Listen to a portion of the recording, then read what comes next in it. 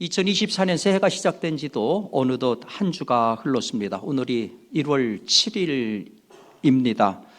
이때쯤 되면은 이제 새해라고 하는 설레임은 어느덧 사라지고 평범한 일상으로 접어든 느낌이 들 겁니다. 그런 느낌을 부인할 수 없지요. 지금 사실은 이때쯤 되면은 새해 복 많이 받으세요, 이런 인사 잘 하지 않습니다. 느낌은 그런데 근데 분명한 것은 이거지요. 우리는 지금 2024년 첫 번째 주일 예배를 드리고 있다 하는 것입니다. 52주의 예배 가운데 첫 번째 주일 예배를 드리고 있습니다. 여전히 새로운 그와 같은 신선한 새해인 것이죠. 우리는 새해를 시작할 때마다 항상 무언가 설레임과 기대 같은 것을 가지고 좋은 일이, 작년보다는 좋은 일이 일어날 것을 희망하지만은 인생 만사는 꼭 그렇게 되지는 않습니다. 특별히 올해 같은 경우는 유독 유별나게 시작한다는 느낌이 듭니다. 놀랍게도 새해 뚜껑을 딱 여는 그 첫날, 그 정반대의 암울한 얘기들이 우리 주변에 쏟아져 나오더라는 거죠. 참 원치 않는 대단한 일들이 신년 벽두에 우리 주변에 발생을 했어요. 그런데 여러분, 이게 분명히 굉장한 거지만은 여기 나이 드신 어르신들, 인생의 연륜이 깊은 분들은 그렇게 생각하실 거예요. 이런 놀라운 일들은 언제나 있었다. 아니, 이것보다도 정말로 더 심각했던 일들, 그런 일들도 비일비재했다. 그렇지요. 당장 여기 계신 어르신들이 다 몸으로 겪었던 위대한 일들, 6.25 전쟁, 나라가 완전히 거덜날 뻔한 그와 같은 전쟁이 이 땅에서 있었고요. 5.16 혁명, 4.19 의거 같은 일도 있었고요. 그리고 5.18 광주 민주화 운동 같은 것도 있었고요. IMF로 인해 가지고서 경제적인 위기도 있었고요. 그리고 메르츠뿐만 아니라 지난 3년 동안 오미크론으로 인해 가지고 우리가 얼마나 어려움을 겪었습니까? 사실은 올해 우리가 신문 처음에 등장했던 그런 것보다도 훨씬 더 어려운 일들을 겪었어요. 그것 때문에 많은 피해를 보고 어려움을 겪었고 또 사회의 변화도 이렇게 저렇게 일어난 것이 사실입니다. 그럼에도 불구하고 그 사건들 때문에 나라가 망하지 않았습니다. 거대한 쓰나미처럼 우리에게 큰 피해와 상처를 준 건 분명해요. 그런데 그 위기를 딛고 살아남은 자들이 다시 역사를 일구어서 여기까지 온 거예요. 자, 이런 역사의 경험을 통해서 우리가 분명해지는 것 두 가지가 있어요. 첫 번째가 뭐냐? 역사의 주인은 인간이 아니다라는 거예요. 역사의 주인, 시간의 주인, 생명의 주인은 하나님이세요. 새해 벽두에 어두운 사건들이 발생해도 우리는 그 사건 이면에 도도하게 흘러가고 있는 하나님의 섭리와 경륜을 믿기 때문에 우리는 중심을 잘 잡고 일비하지 않을 수 있다는 거예요. 두 번째로, 이러한 역사적인 사건들을 보면서 우리가 어떤 생각을 갖게 되느냐? 저런 사건들, 벽두에 우리를 힘들게 하는 국제적인 사건들, 우리가 할 수 있는 일이 없어요. 모두 우리 능력 밖입니다. 근심도 할 수 있고 염려도 할 수 있지만 우리가 손 쓸 수 있는 것이 아무것도 없어요. 이 현실입니다. 따라서 우리가 이 두 가지를 인지한다면 역사의 주인, 생명의 주인, 시간의 주인은 하나님이시고 그리고 우리가 가진 한계는 분명하다. 이것을 인지한다면 그 다음 단계로 두 가지가 필요해요. 첫 번째가 뭐냐? 역사와 생명의 주인이신 하나님이 어떻게 일하시는가? 그것을 우리가 정확하게 아는 것이 중요합니다. 하나님이 일하시는 방법을 인지하면은 역사에 수많은 일들이 벌어진다 하더라도 우리가 중심을 잡을 수가 있어요. 어떤 일이 닥치더라도 낙심하거나 좌절하거나 우왕좌왕하지 않을 수 있다 하는 겁니다. 성경을 통해서 그리고 역사를 통해서 하나님이 일하시는 방법은 네 가지입니다. 첫 번째, 내버려 두기. 역사를 지배하시는 하나님이 쓰는 방법 가운데 성경을 통해서, 역사를 통해서 드러나는 첫 번째 방법이 뭐냐? 내버려 두기.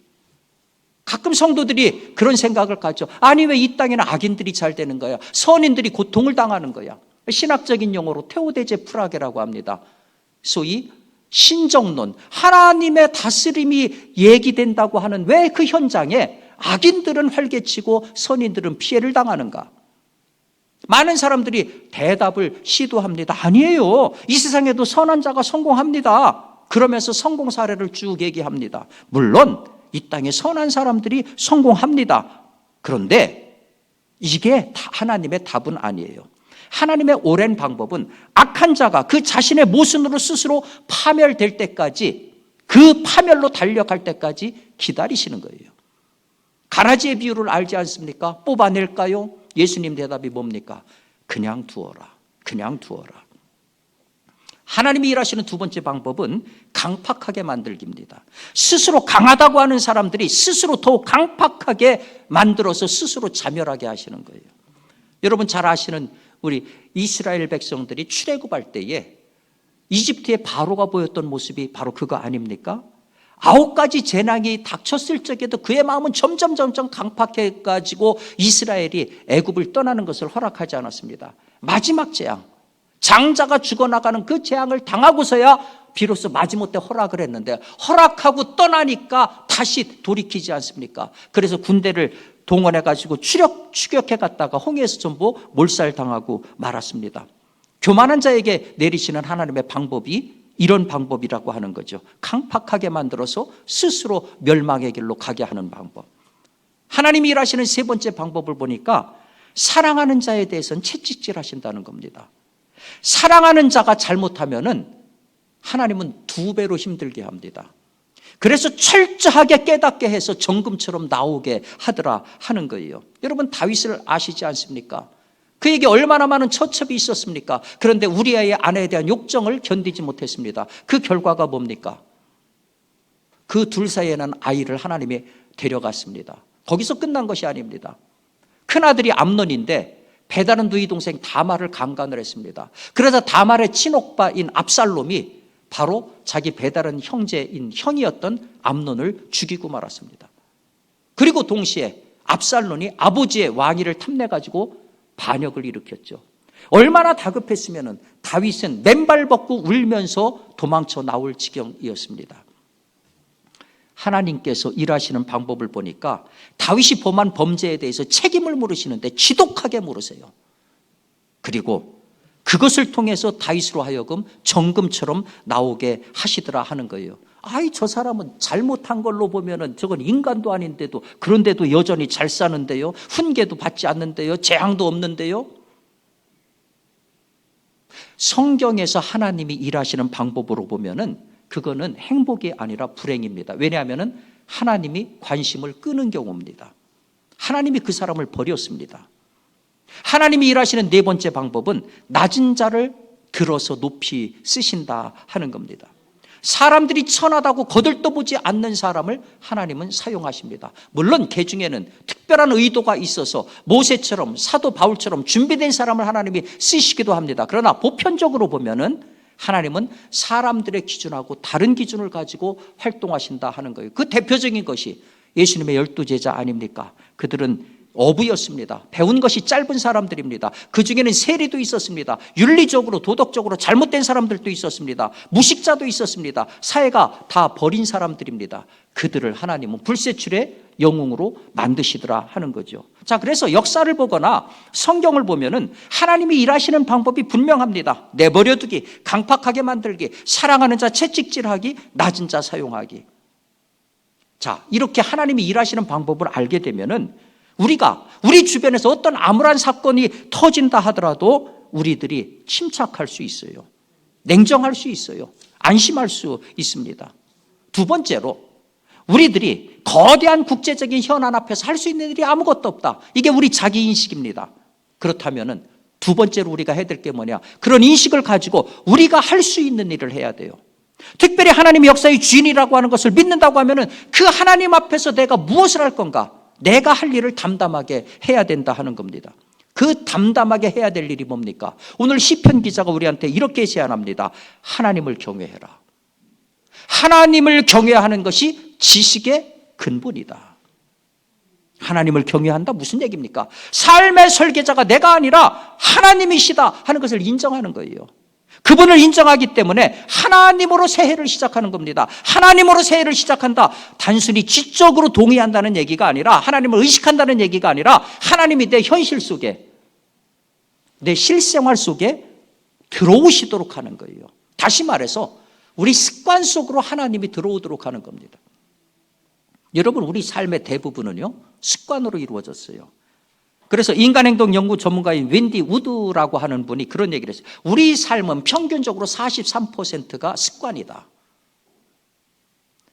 일단 습관이 되면 힘들지 않잖아요. 그죠? 여러분, 오늘 아침에 일어나셔가지고 이불 개는데 되게 힘드셨습니까?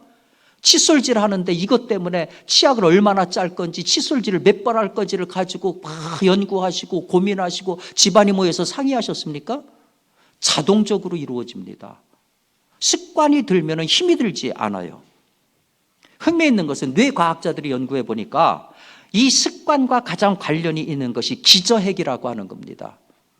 우리 뇌를 보니까 자뇌와 우뇌가 있는데 그 사이에 골프공만한 저 기저핵이라고 하고 있는 것이 있는데, 저 기저핵이 하는 역할이 뭐냐? 습관을 관장하는 거예요. 의사결정을 하는 것이 전두엽인데 습관적으로 행동할 때는 전두엽이 딱 멈춰 서더라는 거예요. 기억과 관련해서는 해마 활동을 하는데 해마가 습관적으로 움직일 때는 해마가 딱 멈춰 서더라는 거예요. 그런데 습관이 안 되면 불편하잖아요. 그렇죠? 그래서 작심하고 새해에 뭔가 내가 새로워져야 되겠다, 안 하던 것들을 하려고 하면은 이게 힘든 거예요. 시간도 걸리고 노력도 걸리고 불편해요. 그걸 넘어서야 돼요. 예를 들어서 내가 탄산음료 굉장히 즐겨 마시는데 그거 건강에 안 좋으니까 이제는 대신 물을 마셔야 되겠다. 근데 물 마시는 습관 새로 들이는데 평균 59일이 걸린다고 합니다. 점심 식사하고 나서 디저트 먹을 때에 과일을 먹어야 되겠다. 그 습성 들이는데 65일이 걸린다고 해요. 하루에 30분 이상 꾸준하게 내가 건강을 위해서 운동해야 되겠다. 이거 습관 들이는데 평균 91일이 걸린다고 합니다. 그러니까 우리는 뭐가 내 건강을 위해서 좋은지 많이 알아요. 지식적으로 넘쳐나요. 근데 그거 못 하잖아요. 왜 못 합니까? 시간이 필요한 거예요. 노력이 필요한 거예요. 그 다리를 못 건너고 중간에서 다 퍼질러지고 중지하고 마는 거죠. 우리 많은 습관 가운데 하나만 물어보겠습니다. 여러분 습관 가운데 하나님 습관이 있습니까? 하나님 생각하기, 성경 말씀 보고 그 말씀을 묵상하기, 기도하기, 말씀대로 실천하기, 하나님 습관이 우리 가운데 있나요? 우리가 111 운동을 펼쳤습니까? 하루에 한 번 기도합시다. 예? 하루에 한 번 선한 일 합시다. 1년에 한 사람 이상 복음 전합시다. 이게 불편하다라고 하면은 아직 습관이 안 된 겁니다. 양치질 하는 것처럼 자연스럽게 안 된다고 하면 습관이 안 된 거예요. 방법이 있어요. 올해도 그냥 넘기지 마시고요. 첫 번째, 다짐하세요. 내가 올 한 해 하나님 습관 들이겠습니다. 성경도 한번 읽겠습니다. 한 생명에게 복음 전하겠습니다. 결심하세요. 그런 다음에요, 적으세요. 미국인들은 새해가 되면은 소위 새해 결심을 해요. 이걸 갖다가 New Year's Resolution이라고 하는데, 한번 설문조사를 했어요. 새해에 결심을 하면서 새해를 시작하는가? 그리고 결심한 것을 직접 노트에다가 적으면서 시작했는가? 설문조사를 했는데 결과가 어떻게 나왔느냐? 새해 결심 안 하면서 시작하는 사람이 85%, 그리고 결심한 사람이 12%. 근데 결심한 사람 가운데 결심한 바를 노트에다 적은 사람은 3%. 그렇게 나왔어요. 그리고 나서 1년 뒤에 똑같이 처음에 설문조사했던 사람들을 대상으로 다시 설문조사를 했는데 놀라운 결과가 나왔어요. 결심을 하고 시작했던, 결심을 하지 않고 시작했던 97%가 어쨌든 필기를 안 했잖아요. 3%만 필기를 했잖아요. 그런데 결심한 바를 직접 적고서 1년을 지낸 사람들이 나머지 97%에 비해서 성취한 것 100% 성취했더라는 거예요. 100%.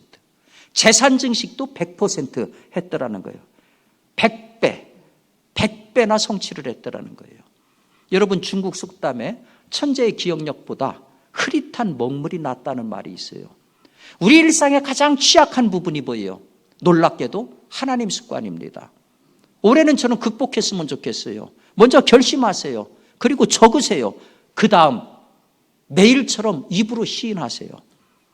여러분, 아침에 흥얼거리는 노래가 하루 종일 가지 않습니까? 입으로 시인하면은 뇌가 기억을 합니다. 그것이 나를 온종일 지배를 해요. 제가 언젠가 11시에 집으로 가는데 공원 근처를 지나는데 어디서 이상한 소리가 들려요. 이 무슨 소린가 하고 가까이 가봤더니 벤치에 저보다 조금 나이 더 든 그 분이 앉아가지고서 혼자 소리를 지르는 거예요. 무슨 소리를 지르나 가만히 봤더니 나는 로또 복권에 당첨될 것이다. 이렇게 소리를 질러요. 너무 재밌어서 나무 뒤에 숨어가지고서 계속 들었더니 그걸 계속해요. 한참을 하더니 일어나가지고 고개를 들고 다시 막 손을 이러더니 딱 정자세로 서가지고 이번에는 나는 로또 복권에 당첨되었다. 세봤더니 100번을 해요. 100번을. 그러면은 앉아서도 100번 했다는 얘기죠. 제가 그 모습을 보고 아이고, 저 나이에 저 시간에 저게 뭐 하는 짓인가. 참 한심하다. 그러면서 한 가지 점수를 준다면은 어떻게 해서든지 내가 목표한 거를 이루겠다는 자기 암시. 저런 노력은 조금 배울만 하다. 여러분, 빌 게이츠 마이크로소프트 창시자잖아요. 세계적인 부호잖아요. 이 사람이 아침마다 거울을 보고 하는 행동이 있어요.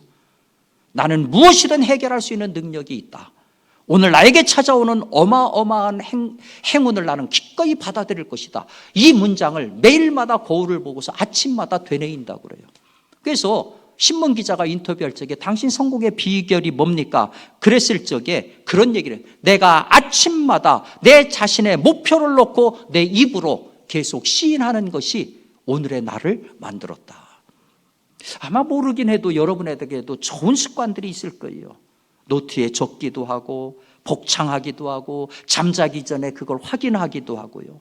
그런데 그 좋은 것 가운데 하나님 습관은 사실 들어가기가 어려워요.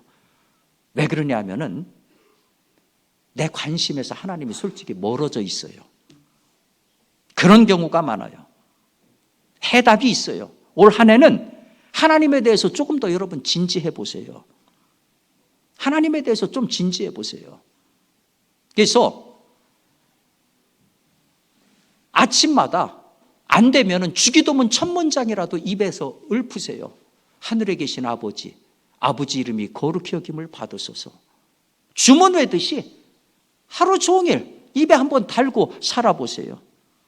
하나님 습관이 어려운 이유 가운데는 환경 때문일 거예요. 직장 같은 치열한 전쟁터는 하나님 들어서기가 사실 굉장히 생경한 장소잖아요. 방법이 있어요. 의도적으로 여러분을 노출하세요. 나는 크리스찬입니다. I'm 크리스찬. 그게 부끄러운 일 아니잖아요. 책상 위에 성경 펼쳐놓으세요. 여러분 핸드폰에다가 성경 웹 다운 받으세요. 특별히 많은 분들이 조직 안에 들어가가지고 이런 어려움을 겪어요. 넌 크리스찬들 사이에서 신앙인으로 기능한다는 것이 쉽지 않다. 용기 내기가 어렵다. 그런데 여러분 한번 이렇게 생각해 보세요. 제가 그림 하나를 준비했는데요.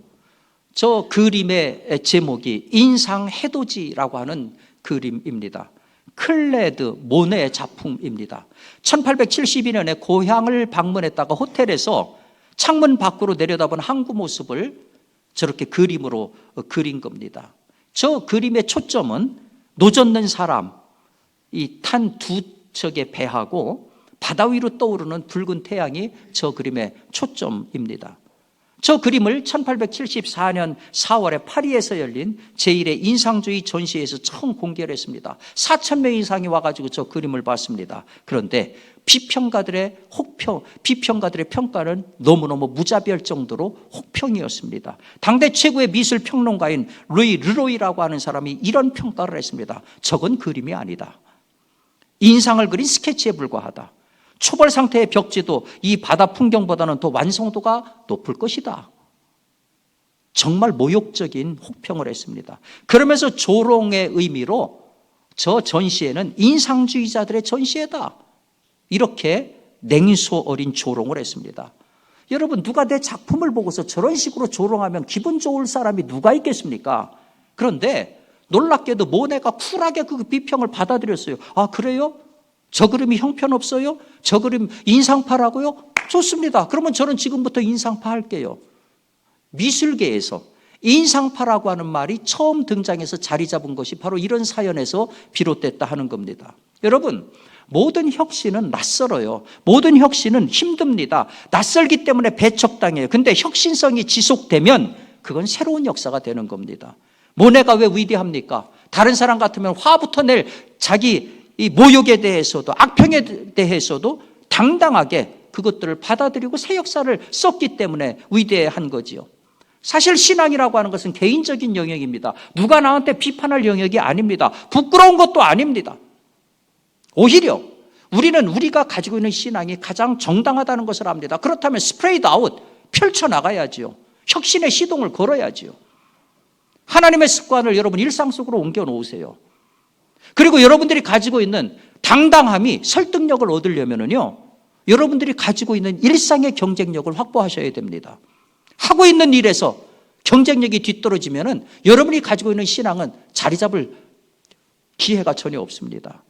다른 사람의 마음에 문을 열도록 여러분이 희생하고 봉사하고 겸손하면은 여러분이 가지고 있는 개인의 신앙이 파급력을 가질 수 있습니다. 사랑하는 성도 여러분, 2024년 희망으로 희망으로 출발할 줄 알았는데 사실은 범상치 않은 일들이 벌어지고 있습니다. 우리가 이런 것들을 보고 염려하고 근심하는 것이 사실입니다. 우리가 하나님의 사람이기 때문에 이런 것들을 놓고서 기도해야 되고 기도할 수 있습니다. 그런데 더 중요한 것은 하나님께서 역사의 주인이고 생명의 주인이고 시간의 주인이라고 하는 것을 믿는 것. 그 하나님 앞에서 살아가는 내가 올 한 해 무엇을 할 건가? 내 할 일을 해야 되겠다고 하는 것. 그 중에서도 지금까지 머릿속에만 있었던 하나님, 입술에만 있던 하나님이 내 일상 속으로 들어오도록 하겠다는 것. 하나님 습관이 내 삶의 한 부분이 되겠다고 하는 것. 이것이야말로 새해를 시작하는 우리 성도들이 해야 되는 중요한 결심입니다. 하나님으로 시작하는 2024년, 그리고 일상에서 하나님 습관으로 내 인생을 바꾸고 내 주변을 바꾸는 놀라운 역사의 주인공들이 될 수 있기를 주님의 이름으로 축원합니다.